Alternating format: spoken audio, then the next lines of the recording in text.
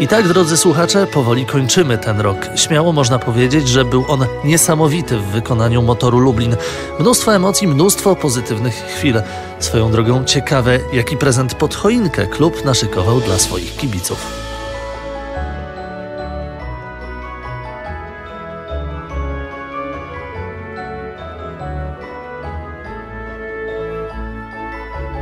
Cześć motorowcy, rok do zapamiętania powoli dobiega końca, ale nasza historia będzie trwała dalej. Zapraszam na kolejną część historii Niezniszczalnych. Pozdrawiam, Mateusz Stolarski.